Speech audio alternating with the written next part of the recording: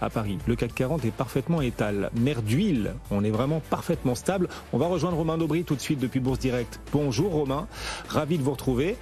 On était en baisse et on est en train de se stabiliser désormais sur l'indice CAC 40 grâce à Wall Street puisque les indices américains sont en hausse actuellement, ils sont dans le vert.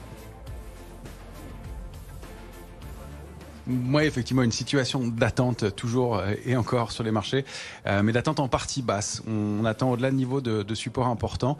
Ce sont des niveaux d'alerte de moyen et long terme, mais aussi ça a aussi été des niveaux d'accumulation au cours de l'été, et notamment entre mi-juin et mi-juillet. Donc sur le CAC 40, c'est 5838, 6036. On est bien au-dessus pour l'instant. Sur le S&P, c'est une zone qui pourrait s'étendre jusqu'à 3810. On pourrait tolérer des accélération baissière dans cette zone-là, mais il faudrait préserver 3903. C'était la cible du mouvement baissier. On réussit à le préserver pour l'instant. Sur le Nasdaq, c'est une zone aussi qui est située entre 11 895 et 12 190 points. Petit signe intéressant du côté de la position ouverte sur les futurs et sur le futur CAC 40 notamment. Elle a diminué depuis de la moitié. En fait, depuis la séquence baissière entamée post-échéance des marchés d'arrivée le 19 août, on avait ouvert 19 000 contrats sur le futur CAC 40, ce qui n'est pas beaucoup, mais c'était une petite pression baissière marquée. On a clôturé au cours des 2 dernières séances plus de la moitié de cette position ouverte avec 10 500 contrats clôturés. C'est-à-dire diminution de la pression baissière, donc pas de soutien, mais les vendeurs qui se rachètent peut-être par prudence un peu en amont de la réunion de la BCE et des annonces de la BCE demain. En revanche, on n'a pas de changement du côté de l'Eurostoxx. Là, la pression baissière est maintenue et l'Eurostoxx est quand même beaucoup plus gros. Donc pas d'euphorie dans l'immédiat, c'est juste des petits mouvements techniques et d'arbitrage. On remarque en revanche que les portefeuilles sont couverts et ils le sont plus encore. Ça s'est renforcé hier, avec quasiment 2 options de vente pour une option d'achat sur l'indice parisien. Donc les opérateurs sont prudents, même si l'intérêt est faible, la position ouverte reste et demeure très faible. Donc on s'oriente vers une situation probablement de trading range sur les indices et sur les marchés. On voit pas de raison de rompre ces niveaux d'alerte tout de suite, mais si c'était le cas, ça pourrait donner lieu à des accélérations baissières un peu marquées.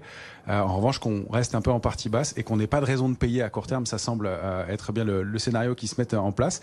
Donc sur le CAC 40 en très court, c'est 6036, 6134, avec donc un trading range dans lequel on évolue depuis plusieurs heures. Si on réussit à le déborder par le haut, eh bien la cible c'est située un peu en dessous de 6249, 6219, 6249 sur le futur. Ce serait déjà un petit peu mieux. Pour neutraliser la baisse, il faudrait carrément repasser au-delà de 6315, donc on en est vraiment loin. Et à la baisse, en revanche, la cible elle se situe vers 5943 points sur le futur CAC 40. Ce serait un vrai test de retourner sur ces niveaux-là et de voir si, comme au mois de juin, eh bien, on trouve de l'intérêt, du soutien acheteurs et des opérateurs qui décident de rentrer dans le marché. D'un mot, Romain, quels actifs privilégiés du coup, alors face aux perspectives de ralentissement économique, une inflation qui se poursuit, qui perdure, des marchés dans le doute, quel profil de valeur ou d'actifs faut-il renforcer dans les portefeuilles d'après vous ? Alors pour l'instant déjà il n'y a pas de logique sectorielle, ça c'est important parce qu'il y en a souvent des logiques sectorielles qui se dégagent. Là c'est vraiment le stock picking, il faut chercher les titres individuellement à mon avis. Il y a juste le secteur des énergies renouvelables qui surperforme un tout petit peu et puis on fait des arbitrages assez courts. On remarque par exemple que lundi tout le secteur automobile et les équipementiers étaient plombés, on a Forestia qui perdait jusqu'à 9%.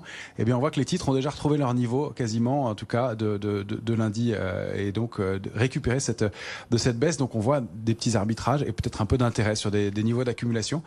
On a pas mal de titres qui sont sur des niveaux d'accumulation de long terme. On n'a pas encore de figure de retournement. En revanche, on voit des choses qui se dessinent. Si le CAC 40 a retracé 61,80% du mouvement haussier de l'été, eh bien, on voit des titres comme Hermès qui n'ont retracé que de 38,2%. Donc ça, c'est des titres que manifestement les opérateurs conservent dans l'immédiat. Merci beaucoup. Romain Daubry, membre de la cellule Info d'Experts de Bourse Direct avec nous aujourd'hui. Le CAC 40 donc qui se stabilise au bord de passer dans le vert et en territoire